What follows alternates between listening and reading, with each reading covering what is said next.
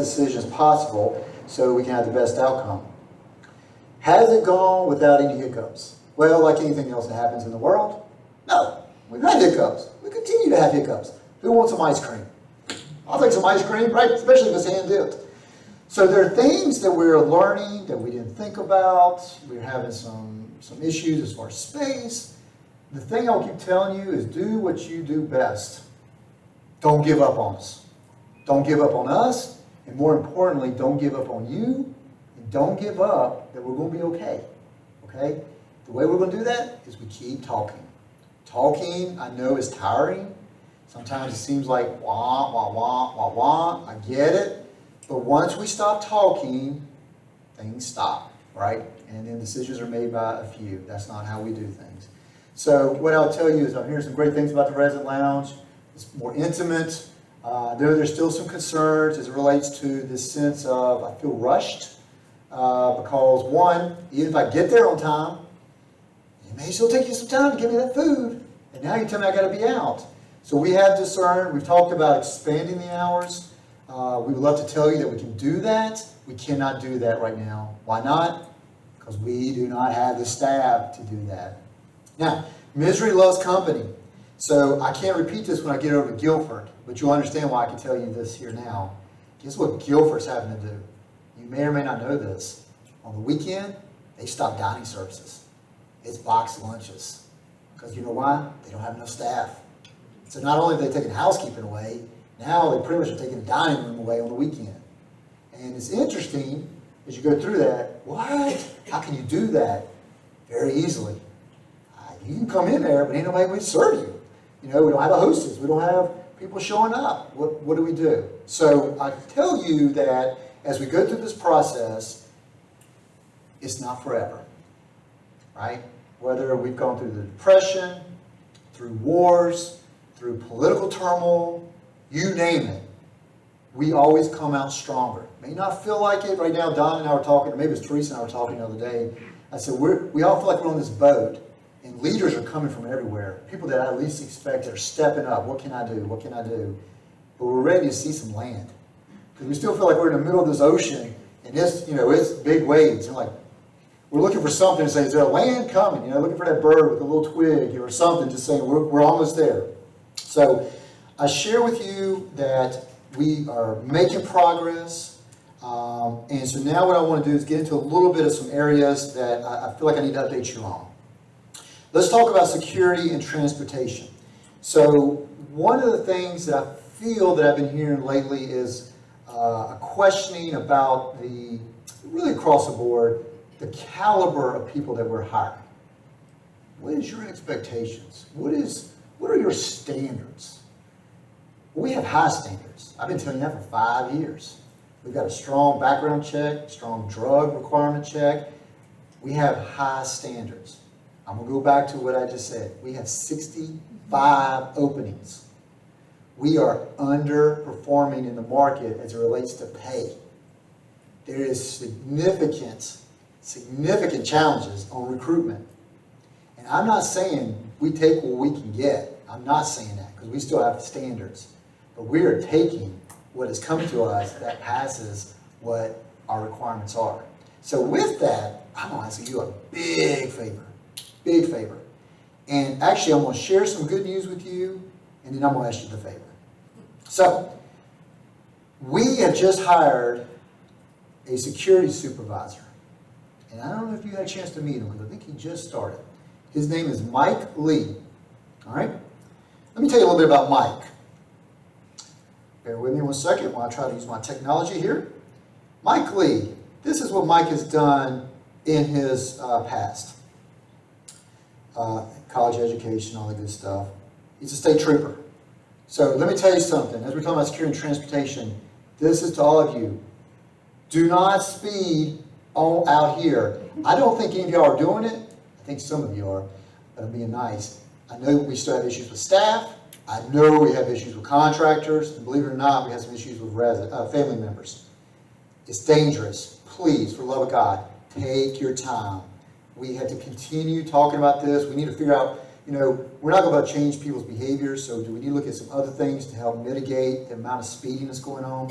Maybe I am having a state trooper, maybe that'll help us a little bit as far as tracking, bringing that down. He's been a fire captain. He's not only been a fire captain, he's been a fire chief, all right? So hopefully he knows a little bit about fire safety. He has been a probation officer. That may apply to some of y'all in here. Maybe in your past, I don't know. So he's been a probation officer. He has been a transportation manager for UNCG. If you know anything about UNCG, that's not a small campus. He was their manager. He was responsible for a fleet of 21 buses and 30 bus drivers and 7 parking enforcement officers. And most recently, he's now the Deputy Director of Public Safety for Pennsylvania County 911. He's a gold mine. He's a gem. He's not in here, so hopefully I say this. I don't know how the heck we got him, but he is here, and I've met him. He's awesome. So my thing for you is this. I have a favor. When you're down, it's like the 9th round, and you're getting pummeled. My goodness, it seems like every other day we're getting hit left, right. Again, you cannot make this up, what's going on. When you meet Mike, please do me a favor. Mike, we're so glad you're here. Man, we're so glad you're here. It's crazy time. Crazy time. But we're glad you're here. We got some issues. We got some concerns. Looking forward to getting to know you on a personal level. Really looking forward to getting to know you as part of our communities on how we can work on security and transportation. Because collectively together, we'll get there. Please don't bombard him with negativity, failure, incompetence. Because, guys, when we get someone in this door, it's our job to mold them. I had someone the other day get upset because a new security officer didn't know where they were. I said, if I could remind these residents when they first started, when they first moved in here, how long it took y'all to learn, I could blindfold you now, turn you around 6 times, plant you somewhere. I guarantee you it may take you about 30 minutes to figure out where you are. These guys coming in are having to be cross-trained, not only in independent, healthcare, all these protocols. We need to hold them accountable. We don't need to be punching them saying, you're failing, you're failing, you're failing. We need to bring them up with love and get them saying, we want you to be here, we're going to guide you, and I'm going to be an ambassador to make sure that you're successful. So I'm asking you to join me and the rest of the 360 employees to make these people that we're hiring to be successful. So Mike just started. He is a godsend, and we're very excited to see where he's going to take us. Okay, I told you a little bit that with the new people we're hiring, getting them up to speed. I've said this for 5 years, I'll say it again. If you are in a state of emergency and you need someone to respond, regardless of how great I tell you things are with our security and our processes, the first thing I want you to do is call 911. 5 years I've been telling y'all that.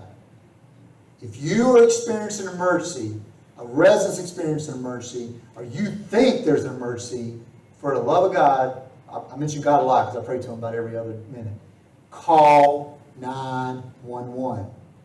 All right? Please do that. Now, in a perfect world, we have a system here. You call our main line, or more importantly, you pull emergency pull cord, because that really starts another process. Main line, it's monitored. They get someone going, they respond. Is it happening perfectly right now? Not all the time, 80% of the time. Problem is, when it doesn't happen perfectly, what could happen? Lives could be in danger.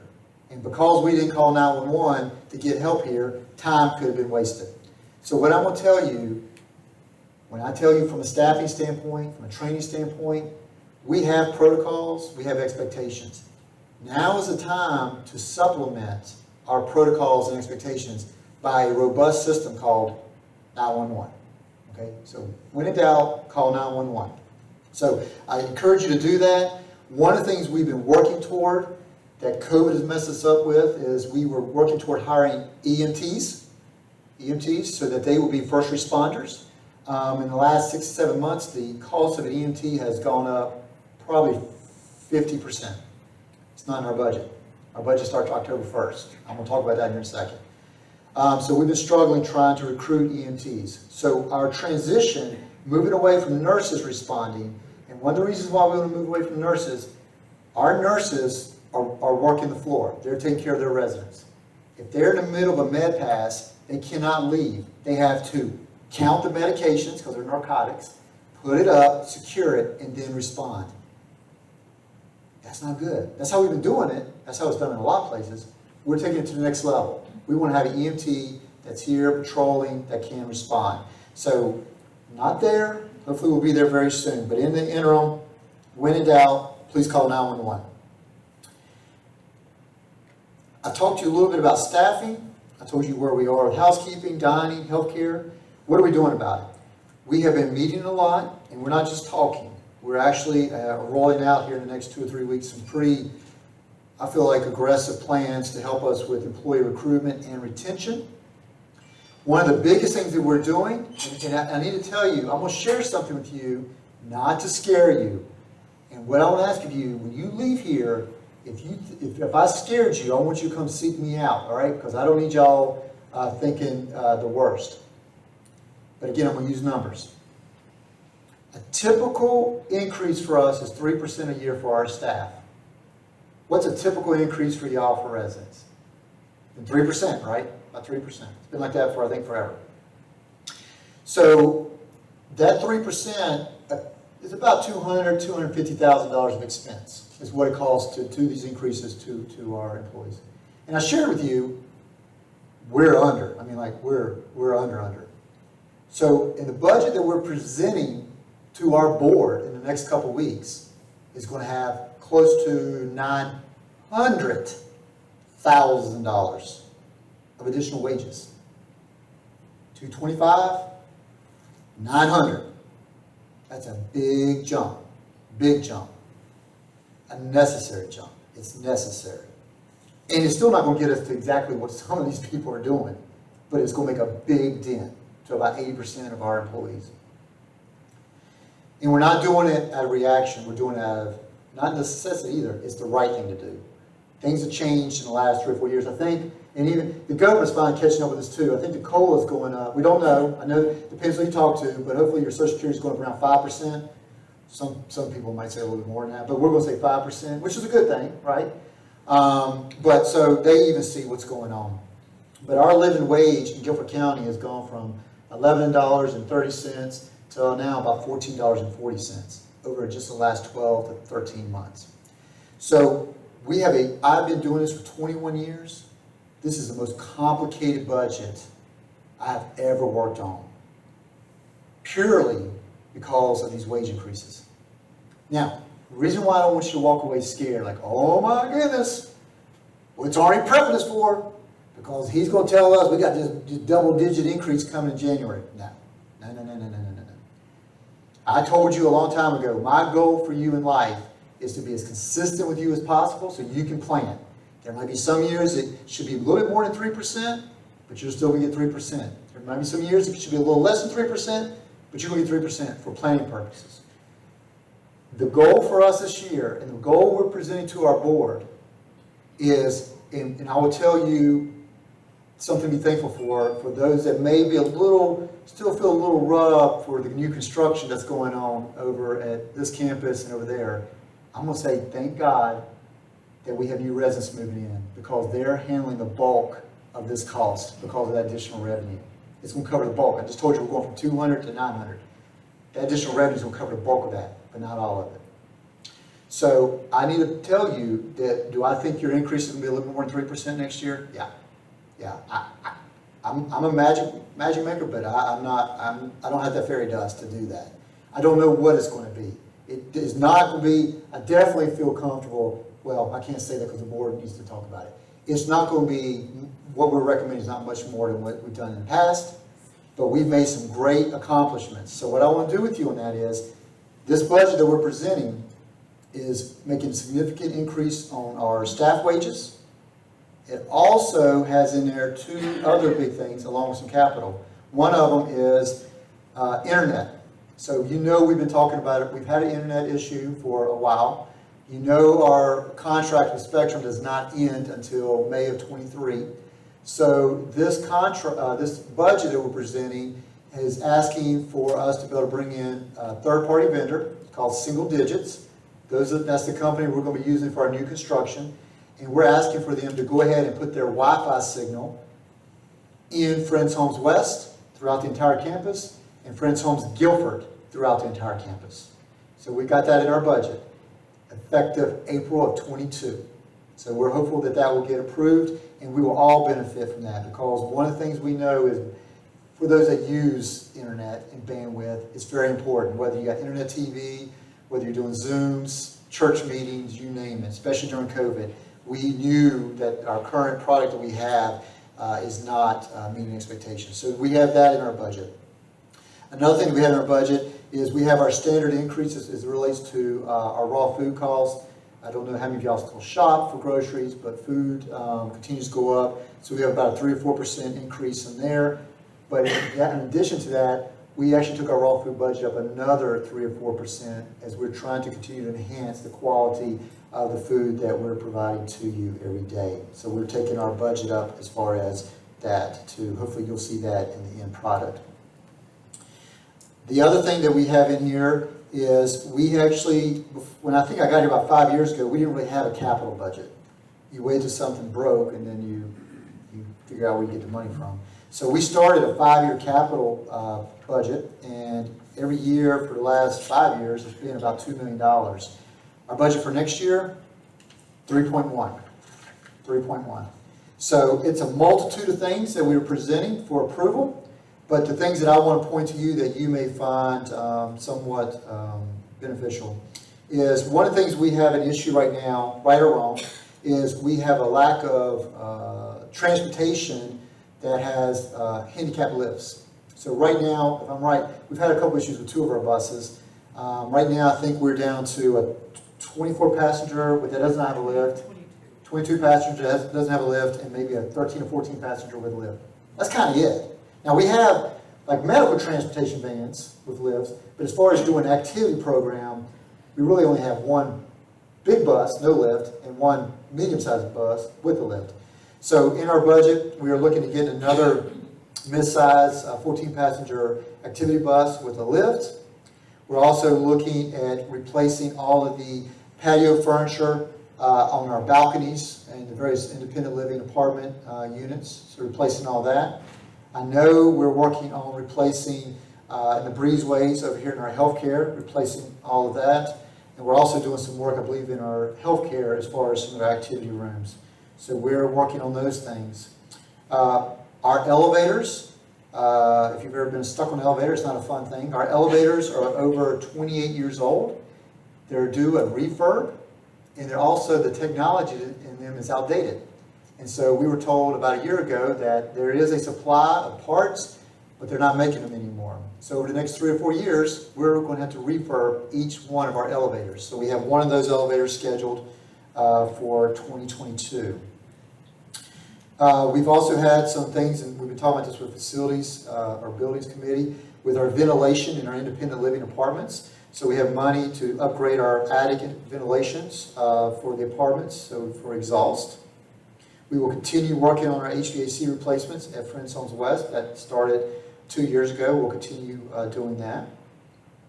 We also have a couple things related to the project. The gazebo that we want to put out there once that opens back up to us. We also, you may or may not know this, one of the things that a lot of people don't know when they come here, our independent living does not have a generator in your apartment. So your apartment, when power's out, it's out. Hallways are still heated and cooled. So what we did with our new wellness center, which if you haven't looked out there, is making great progress. They're still telling us, I just got off the meeting, they're still telling us that they should be completed at the end of March. And I had to push really hard for this. I'm always going to tell you what they tell me. And sometimes I want to lie because I don't want you to throw tomatoes at me, but I'm always going to be honest. They're still telling us March. They said that as far as the bistro being ready in April, probably not, because there's a lot of things that have to be done through the health department, the state, whatever. Plus there's some just, I'm going to say soft opening stuff they got to do. But they said you can tell the residents all things, if nothing changes, and remember, I tell you, every 5 minutes something changes. That the pool, the various rooms like the activity rooms for our equipment, the resident lounge should be available around the middle of or end of April. But they said, Arnie, please tell the residents, we are still struggling with supplies. Point in fact, we have been waiting on roofing supplies for months that were supposed to be here in August. They just told us a week ago, now it's November. So as these things continue to happen, it will have a snowball effect. But as of today, they're still saying that March, with some limitation of us being come in April, as well as the bistro will probably coming in sometime in May. But going back to, if you haven't seen, it's a big, big place. What we paid for as an upgrade is to put a generator in there that will generate and take care of that whole wellness center so that it will be heated and cooled. So that, God forbid, we do have a power outage that extends, we will have not only a dining venue, but we can have a shelter in place where people can come, and if we have to get cots or whatever, and be warm or be cool, depending on the season, and take care of our residents. So that's in our capital budget as an upgrade. We also, and I'm going to give kudos to the residents. Some of you that go to the pool, River Landing is wonderful. And again, we're not trying to be River Landing, but it's wonderful. They just did a lot of renovations. A lot of feedback came from some of the things y'all saw when we made modifications.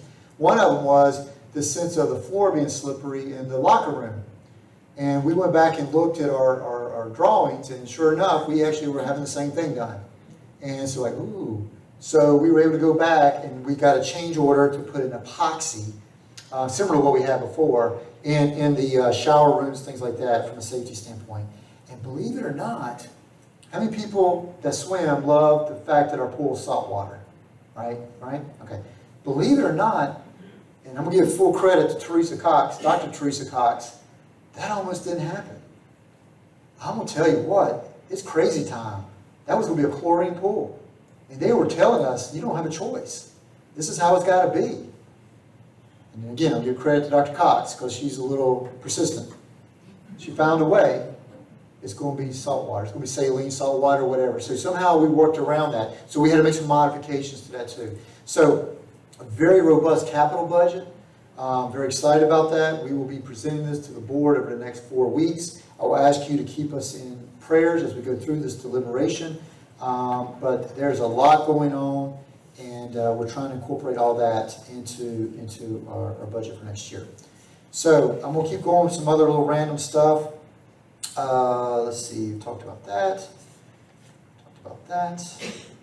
Oh, so I don't know if Ted's in here or not. He may shoot me for saying what I'm getting ready to say. So one of the things that staff have been a little bit upset about is the fact that, believe it or not, that we can't eat with you anymore. Not sure if you enjoyed it that much, but I know personally I did, whether I was eating with you or eating with other staff. And, with COVID and for safety reasons, and now with the dining room and limitation of space, it's just not feasible. Or at least that's what we've said. It's not feasible for staff to do that. Same thing in Guilford. And actually, our board used to eat here, and pretty much now we eat in the boardroom. They still eat when they come here. They eat our food, but they eat in the boardroom. But I was reading the dining committee minutes the other day, and one of the comments was made, why doesn't Arnie and Donna eat with us? And I looked at Donna, and I said, is this an opening? Is this an invitation? And so what I'll share with you, not for you to respond today, because I don't think Ted's in here, and I would love it for to go through resident council. He's in the back. Is he in the back? Oh, there he is. Hey, Ted. I didn't even see you. I'm sorry. But I would love for y'all to consider, as part of resident council, if that truly, because that was a dining committee, that wasn't the residents saying we want this. I'm going to speak for Don and I. We would love to join you for a meal, whether it's lunch or supper. So if you are okay with that and understanding that, let us know, and we would love to start doing that because we miss eating with you. I believe it also, when we have the opportunities, the only time we talk to each other when there's a problem, it changes the relationship a little bit, right? And so what we want to make sure of is that we continue that fellowship of community. So if we're allowed to break bread with you, we would love to do that. So I'll turn that back over to y'all if you want to talk with the various committees or whatever, I think Madonna and I are open if you are open for that. Another thing that I will share with you is that our board is working very hard on nominating for our board of trustees. And so part of that process is, we're very fortunate here, friends. This is not normal in most communities. We have 4 residents that sit on our board of trustees, and they are full trustees. They're not sitting on the sideline. They have a voice. Quakers don't vote, so it's not like they vote, but they have a voice, and believe me, they speak up. I'm looking at one of them right now. And so that's a beautiful thing. So for West, one of our trustees, Barbara, is actually rotating off at the end of this year. She is eligible for a nomination for a second term, which is 3 years. Or the residents as a whole can determine how, and I don't know the process, that's why I'm glad Ted's here. We got to figure out how the protocol works. It has to determine, do we want to put Barbara up again for a second term, or is there someone else that we would like to put up? That will go to the Board of Trustees nominating committee, they will be vetted, and then they will present to the full board. I don't think we'll be able to do that for our September board meeting, but we should be in a place to do it for our December meeting. So I share that with you so that if y'all can help me work on that so I can present someone at our December meeting to represent you, whether it's Barbara, who's done a fabulous job. I'm not just saying that because she's in here and I want her to like me and all that good stuff, but or whoever else may come to y'all's will. I also want to share too about Vigil, that we are still making progress of getting our that was a little fiasco, but getting our Mercy pull cords updated and installed. The goal is still to have it done, my understanding, Donna, is by the end of September. And we're also replacing assisted living as well. I don't know if that's done or not. So I've said a lot. It is now 2:05. What I'd like to do is open it up for questions or comments. I will still share with you, if you have anything that's personal, that you think is really just, this is really personal to me, I'd like for you to hold that so that maybe we can talk offline. And if it's something that you think is for the betterment of the community, that you feel that needs to be addressed or whatever, everything's fair game. So with that, are you going to walk around? Yes. Okay. So with that, we're going to try to walk around so that you can have your voice heard. Will that go on the camera? Or the thing, Teresa? I think the sound will pick up. Okay. I may not get the person. That's fine. That's fine. So, who has a question or a comment? Oh, sorry. I'm looking at Richard. I got something for you, Richard. So there's something I need to share with you. One of the things that's come up through committee, I'm going to say committee, is, as part of our plan with the courtyard, we want to make sure the courtyard is more engaged. We had some issues with drainage with the old courtyard and just wayfinding and lighting and everything else. So they have a pretty robust landscaping plan. As part of that is some significant lighting. So some comments have come up from some residents that are they're worried about light intrusion into the apartment. And you don't know until you know. So what I asked today of the contractors is, when are we going to be in a position that we'll have lights on and power so we can turn them on to really see, is this going to be a problem or not? So then we can determine how do we fix it. So they told me in about 2 months, which is pretty good because that's when it starts getting dark earlier, that we'll have power, lights, and then what we're going to do is we're going to turn the lights on and we're going to listen for feedback. And y'all are good at giving feedback. So we'll listen to feedback, we'll see what the issues are, and then we'll tell them to turn the lights off because the project won't be done in March, and then we'll figure out how we're going to resolve any issues that may or may not come up. So I want to share that as something else that came up today. So comments, questions? Yes, ma'am.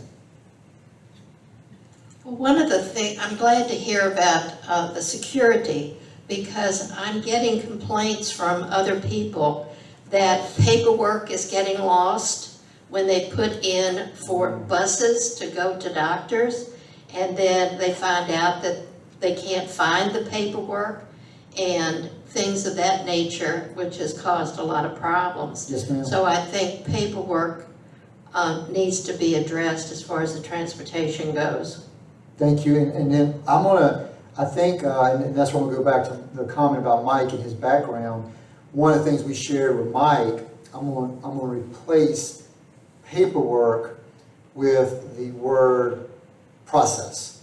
Because paperwork or emails or phone calls, we have to fine tune the process so that it is, I don't want to use the word fail safe because that'll get me in trouble, but that it's consistent, and because of change, the next person coming in line doesn't have to go through a relearning process. This is how we do it. Yeah. So thank you. We're not there, as you know, but thank you. Oh, here, Teresa.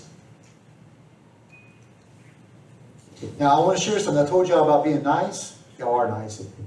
You can let it fly with me. You know, I want to hear what you have to say. So please don't hold back.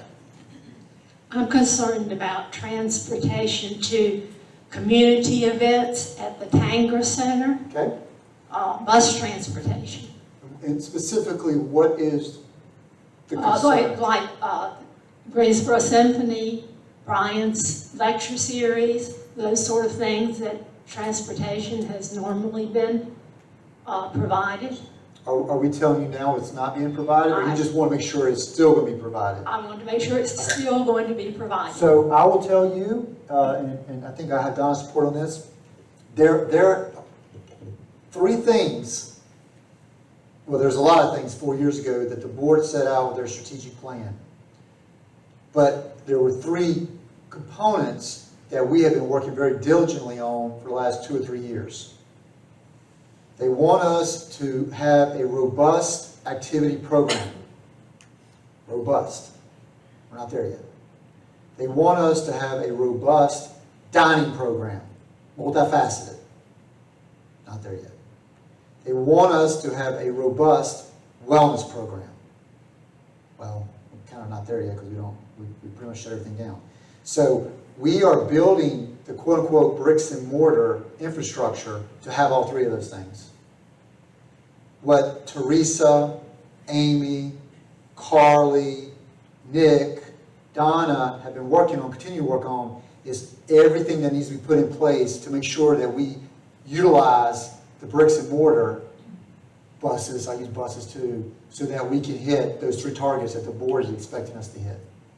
So that's everything we're working toward. So yes, we want to be a living community. We want to be out in the community. We want to provide those opportunities. Now, we have limitations. I just told you about one of them is building up our transportation.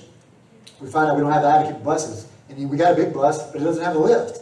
Well, believe it or not, there are people that need a lift. So we are working on our budget to make sure we have the right equipment in order to facilitate that. Staffing is an issue. So sometimes we have the wheel, may have the vehicles, but we don't have a driver. Just on a side note, I don't know if you saw in Wake County, I think they're looking for like 100 or 200 bus drivers. Kids are waiting up to an hour and a half to get on a bus because they can't find enough bus drivers.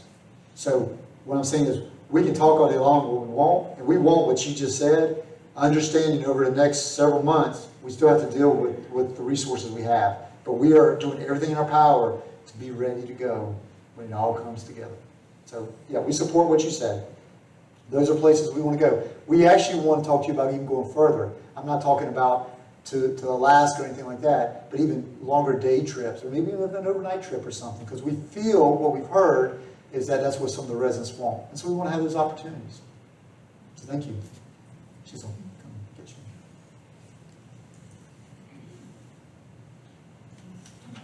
you. This concerns our Vesper services we have on Sunday evening. Yes, sir. According to what we read there, religious gatherings are exempt from wearing masks. Would that not apply to? Not a church. Yeah, so I'm going to ask you a favor. Please continue to follow the mask protocols. Yeah, I'll just go back to Donna. Yeah, so please wear your mask. I think if you're, I feel like we're getting feedback. It's just because. Okay, but, so Donna, is that right? You still have to wear your mask, We do, correct? because if we're not considered a church or a community. Okay, it's a community gathering. Yeah. Good question. Yes, sir. your solution for breakfast is the breakfast bus.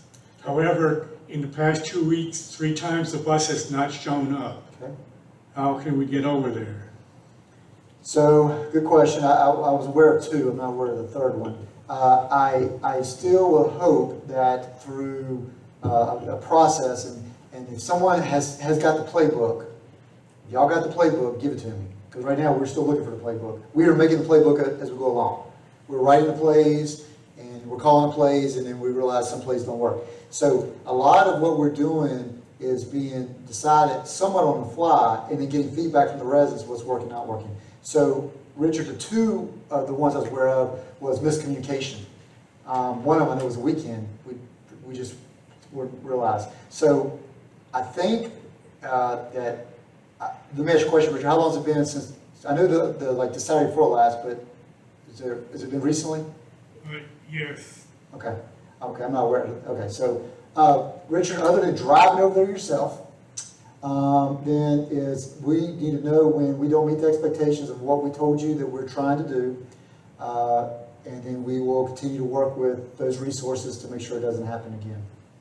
So I apologize for the 3 times they were not available. Other than that, though, has it gone okay?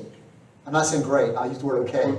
One day when we went over there, the dining room at Guilford was full, and we didn't get back till 9:30 when we're supposed to be back at 9. Yeah.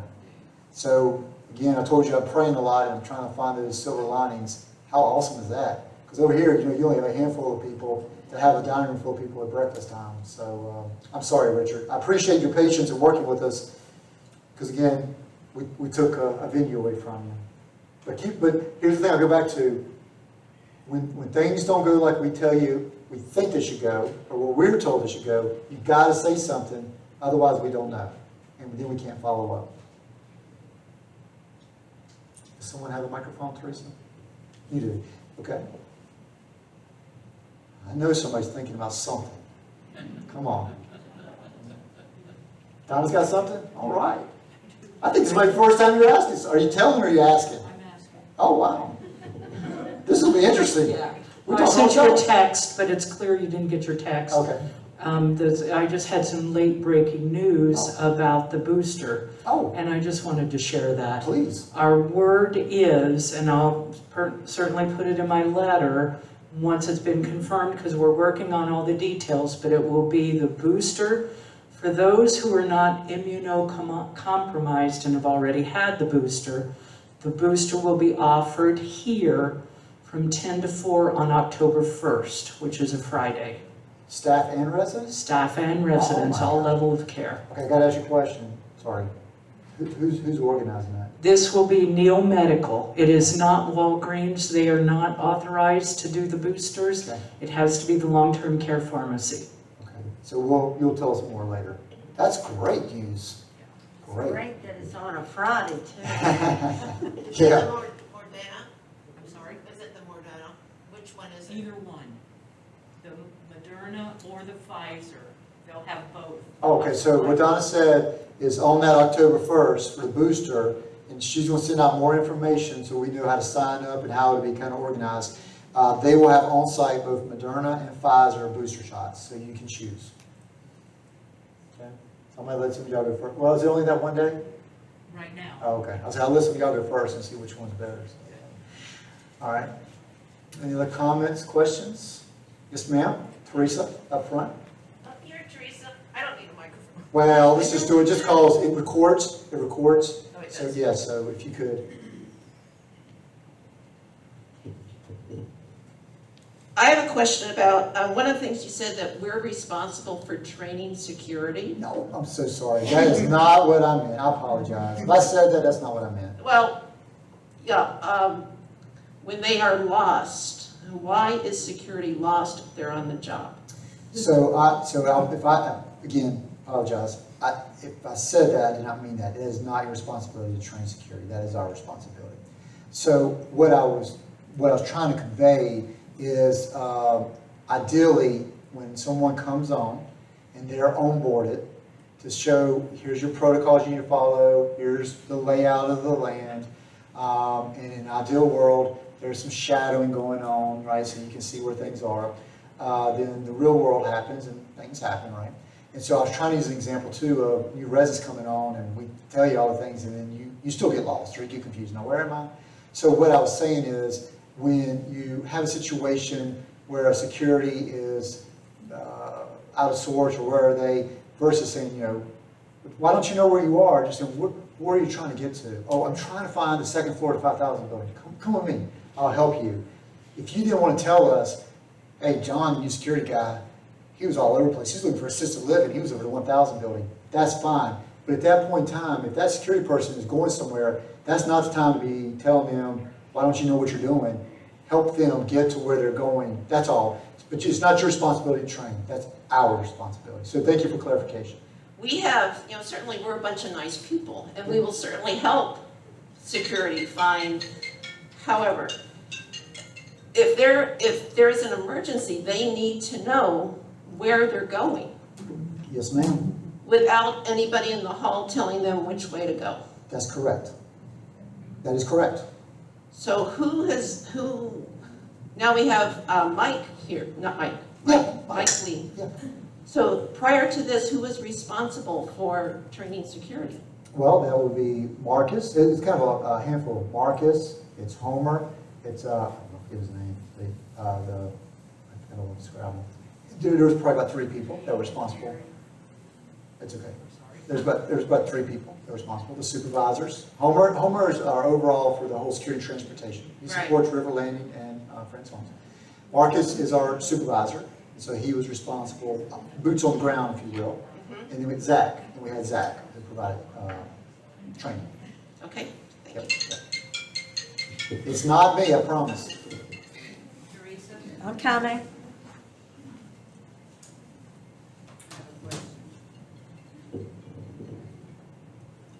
We're having the flu shots just 10 days before the Oh, okay. booster. I'm concerned about the Okay. closeness of this. CDC, I have that in my Because it's being recorded, so hopefully it'll come through.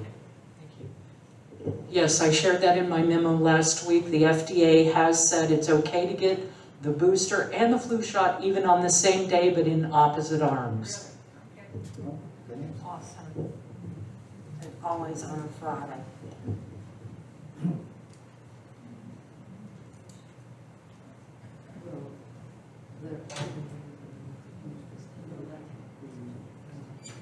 So, you know, being a Quaker community, we're okay with silence. I can wait you out. I'll wait you out. Does no one have a question? What'd you I say? do. Okay, we got, Carol's got another question.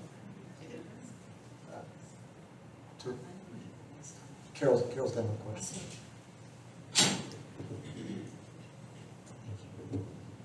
It has to do with the internet, the new internet service.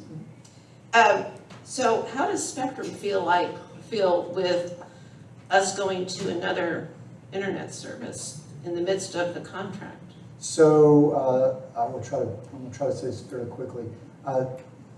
Spectrum doesn't care. So we're still paying them. We're gonna be double dipping. So they're gonna still get their money. They pretty much told us that we're locked in.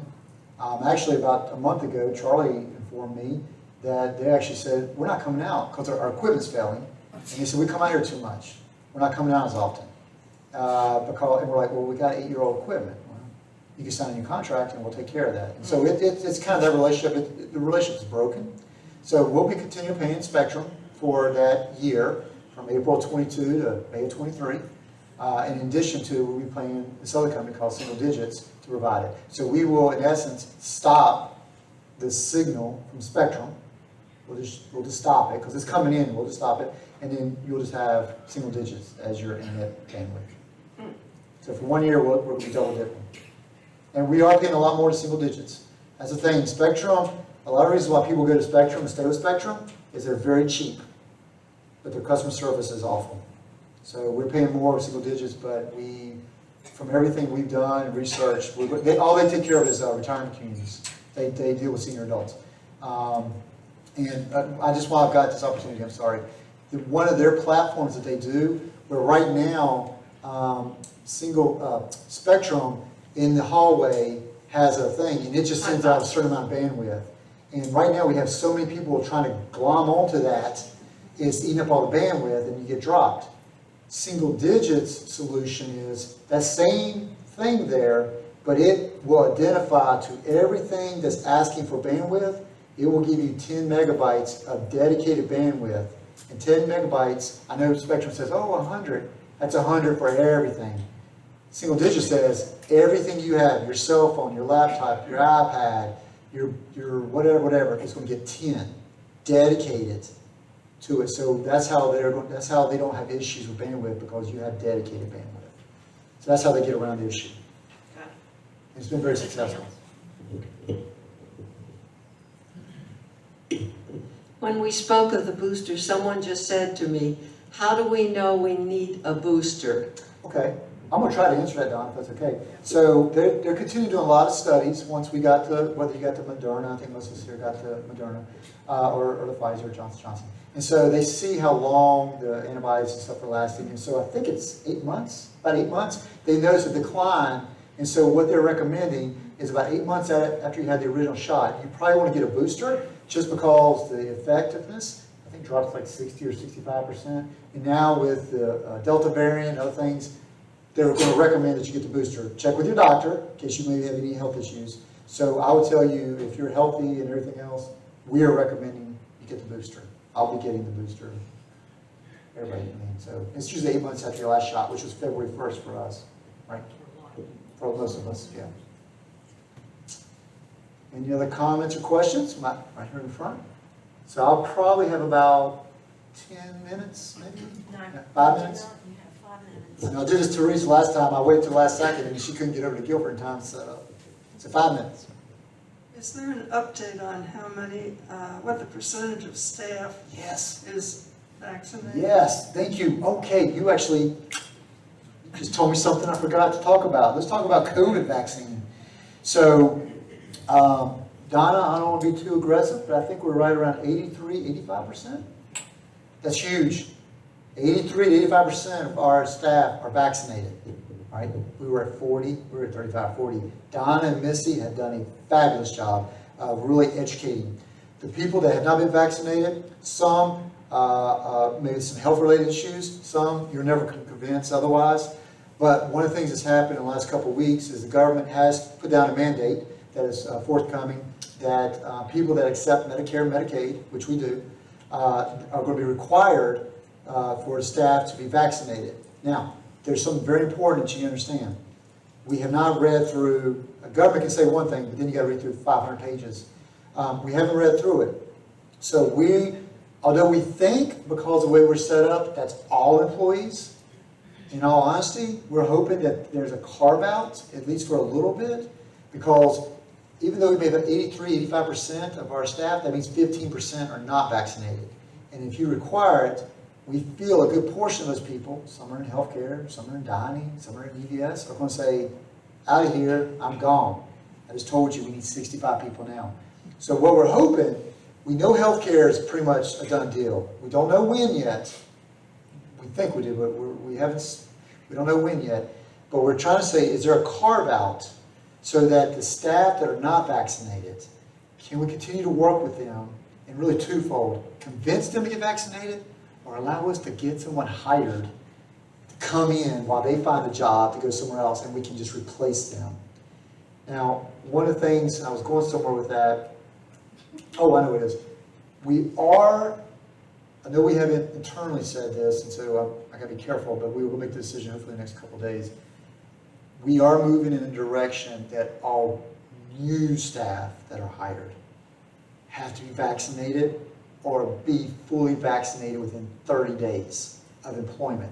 And the reason why is because we don't know what's going to happen, and we don't want to hire an unvaccinated person, and then 4 weeks later, after we spent time telling them where to go and how to do things, I'm not taking it, I'm gone. So we're going to go and cut it, because we know that it's coming, we know vaccination's coming.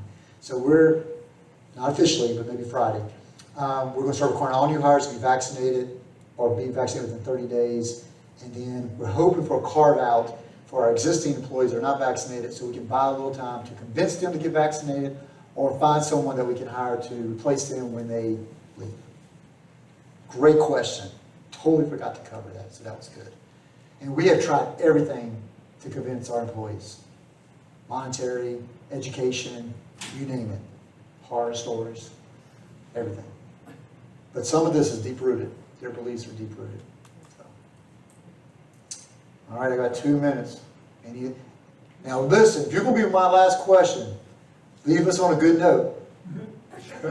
No pressure, no pressure. It's you, she's coming, she's coming. I know you've asked us not to ask personal questions, but I think this one covers many people here. Okay. How about the $10 per day, per meal thing that some of us have not used all that money? Yep. And can you give us any? Yep, so that was on my list. I told you I didn't have it on my list. So I am extremely behind on a lot of things. I told you 2 months ago that we've compiled the list. So we've got the list for West, and we got the list of Guilford. And I don't want to leave y'all in a state of confusion. So I'm going to try to paraphrase this. What you're asking about, and what I'm talking about, is we have a new contract for new residents that moves away from a meal program to a monthly service credit that they can use for meals, guest rooms, maintenance, housekeeping, which we're not doing in the month of September, a multitude of things, all right? I told you that all new residents coming in, they're taking that contract. That's their only choice. Existing residents have a choice to stay with the contract they have, or if they find that they're not really using that meal-a-day program, they're not fully getting benefit, or they like the benefits of the new contract, they can opt out and move to the new contract. So what I shared with you 2 months ago, at the end of August, I think I said, or maybe middle of August, that I was going to put a letter out. And that I was going to tell you, we've identified those residents that are not fully utilizing their meal program. I want you to come to a meeting where I'm going to tell you about the new contract and why I think it may be in your best interest to change contracts. Not require, very important, not require, but consider. Charlie has pulled that list together for me for West, and she's pulled that list for Guilford. And I've done nothing with it. So I still need to get the meeting scheduled.